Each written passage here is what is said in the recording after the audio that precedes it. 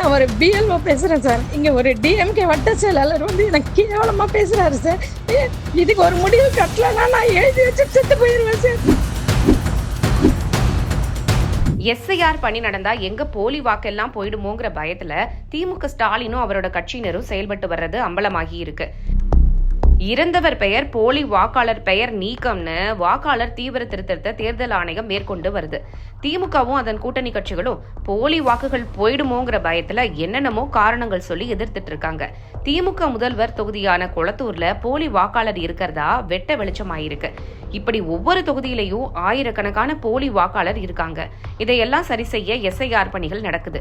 ஆனா எஸ்ஐஆர் பணி மேற்கொள்ற அரசு ஊழியர்களையும் அதிகாரிகளையும் மன உளைச்சலுக்கு உள்ளாக்கிட்டு இருக்கு திமுக அரசு.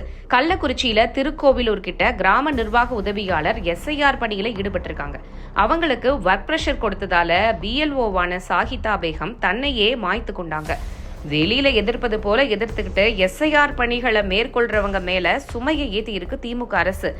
இது ஒரு பக்கம்னாலும் சென்னை பள்ளிக்கரணையில எஸ்ஐஆர் பணியில ஈடுபட்டிருந்த பள்ளி ஆசிரியை திமுக வட்ட செயலாளர் ஆரோன்கிற அரசுங்கிறவர் மிரட்டி இருக்காரு.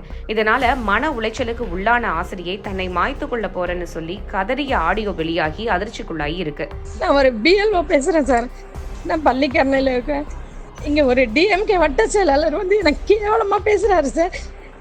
ஏன் இப்படி எல்லாம் பண்றீங்க? டீச்சர்ஸ்ன்ற மரியாதையே இல்லை, அவங்க வீட்டு வேலைக்காரி மாதிரி பேசுறாரு. இதுக்கு ஒரு முடிவு கட்டலைன்னா நான் எழுதி வச்சு செத்து போயிடுவேன் சார். எங்க போலி வாக்குகள் போயிடுமோங்கிற பயத்துல எஸ்ஐஆர் பணிகளை மேற்கொள்ளும் பிஎல்ஓக்களான அரசு ஊழியர்களை அதிகார திமிரோட மிரட்டி அவங்கள கடுமையான மன உளைச்சலுக்கு ஆளாக்கி அதன் மூலம் எஸ்ஐஆர் பணிகளை முடக்கி விடலான்னு நினைச்சிட்டு இருக்கு திமுக அரசு.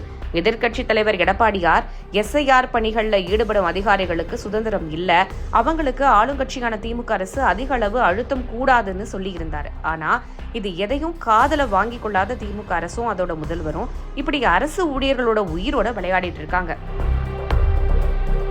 அரசியல்ல உண்மையா என்னதான் நடக்குது தெரிஞ்சுக்க நாளை நமதே சேனலை சப்ஸ்கிரைப் பண்ணுங்க.